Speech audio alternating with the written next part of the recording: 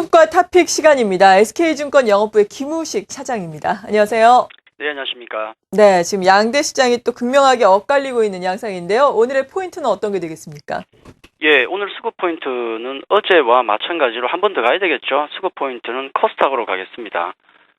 코스닥 시장이 상당히 좀 많이 흔들리고 있기 때문에 많이 불안해하시니까 여기에 대한 코멘트가 분명히 멘트가 있어야 될 것 같거든요. 오늘 거기에 대해서 말씀을 좀 드리겠는데, 어저께 환율하고 코스닥 시장 같은 경우가 상당히 중요한 임계치 아니면 뭐 변곡점에 와 있기 때문에 상당히 1, 2주 정도가 상당히 중요하다고 말씀을 드렸는데, 어제 승부가 1차적으로 갈려버렸죠. 코스닥은 어제 갈려버렸고 환율은 아직 좀 더 두고 봐야 됩니다. 어쨌든 상당히 좀 안 좋은 모습을 보이는데, 오늘 수급 특징을 보더라도 외국인들은 그냥 그렇고요.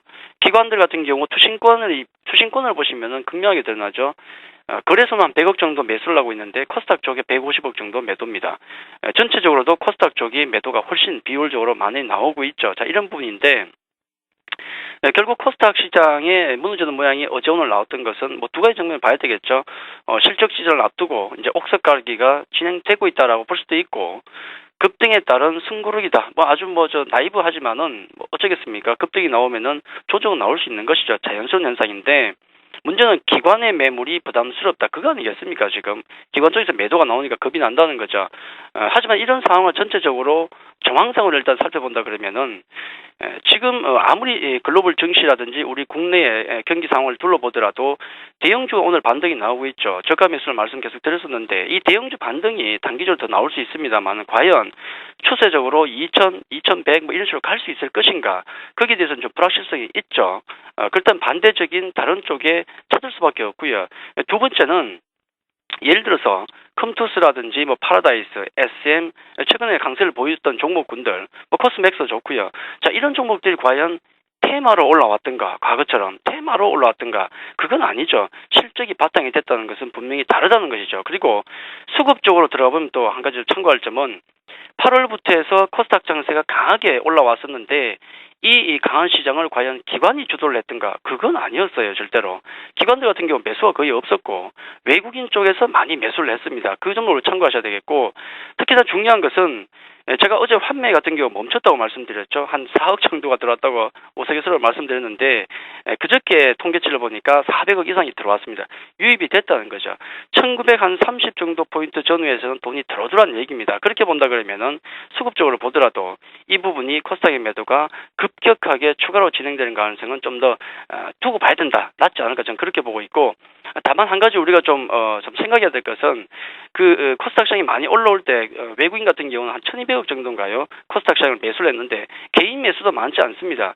보통 거래 대금을 통해서 볼 때 개인 매도가 거의 절대적인 코스닥 시장인데, 우량주는 외국인이 다 가져간 것 같고, 그렇다면 개인들 같은 경우는 많이 산 게 조금은 비우량주 아니겠습니까? 그렇다 그러면은 펀더멘털이 안 좋은 종목들 같은 경우는 시장이 흔들려 버리면은 공포로 인해서 개인 매물이 더 가팔라질 수가 있습니다. 그렇기 때문에 우리가 코스닥 시장과 관계해서 생각해야 될 점은, 이번 기회로 좀 압축하는 실적을 중심으로 해서 옥석을 가리해서 실적이 탁월한 종목에 대해서는 좀 조정이 나와도 괜찮으니까 너무 두려워하지 말자, 그 말씀만 좀 드리도록 하겠습니다. 네.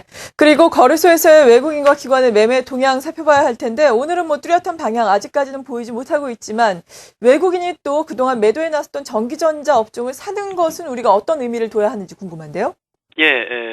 역시 하루 정도가 지금 이제 우리가 좀 어떤 추세나 어떤 방향성을 논하기는 아직 좀 그렇죠. 지금 상당히 글로벌 증시, 우리 증시 등등에서 거의 정체된 시점을 보여주고 있고, 외국인들 우리와 마찬가지 아니겠습니까? 굳이 먼저 치고 나갈 필요가 없겠죠. 해서 눈치 보기 정도로 지금 계속 이어지고 있고, 수급 시간에 좀 뭔가 좀 화끈한 얘기, 변화의 어떤 모습을 보여주면 좋겠지만은 굉장히 좀 지루한 모습을 몇 주째 이어가는 모습입니다. 업종을 본다 그러면은 매도 업종이 서비스, 음식료, 통신 정도 매도가 나오고, 기관은 조금 틀린데, 반면에 매수 들어온 업종을 보니까 전기전자, 운수장비, 금융이 있습니다만은 금액 자체가 워낙 적기 때문에 의미를 두기에는 아직은 좀 아쉽다라는 말씀을 좀 드리겠고요. 다만 오늘 매수 종목을 놓고 보니까 현대차도 보이고, 외국인들이 삼성전자 보이고요.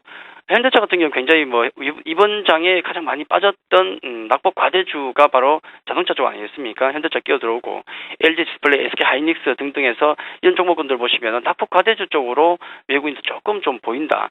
그렇게 좀 정리를 해드리겠습니다. 네.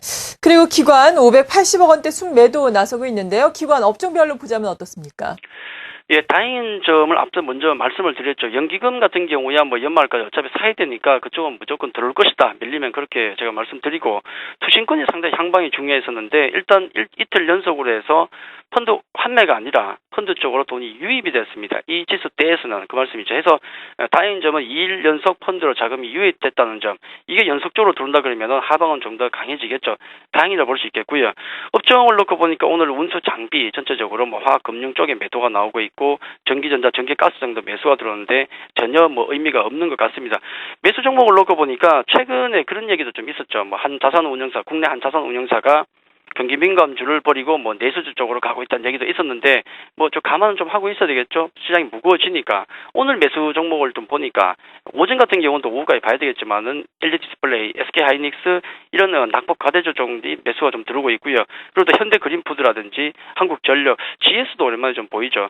그래서 낙폭 과대주 내지는 내수 쪽으로 좀 선별적으로 매수가 들어오지만 전체적인 매기 자체는 아직은 좀 힘이 없는 모습을 보여주고 있다. 그렇게 말씀드리겠습니다.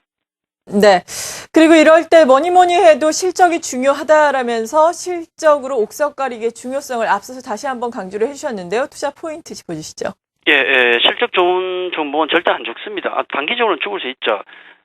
좀 실제말로 수급이 깡패라서 수급이 밀어내버리면 어쩔 수가 없습니다. 단기적으로는 어쩔 수 없습니다만은 중기적으로 본다 그러면은 실적은 절대 못 이깁니다. 해서 좀 괴롭더라도 실적 우량주 같은 경우, 개별주 같은 경우는 아주 괜찮다는 말씀을 좀 드리겠고, 다만 실적 우량주도 압축할 필요는 있겠죠. 코스닥 자체가 위에서 꺾였기 때문에 압축할 필요는 좀 있겠고요.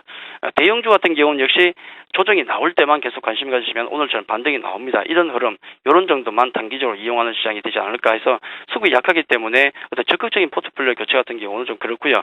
관망 정도, 대형주만 급락 나오면 관심 가지자. 그 정도만 말씀드리겠습니다. 네. 지금까지 SK증권 영업부의 김우식 차장이었습니다. 감사합니다.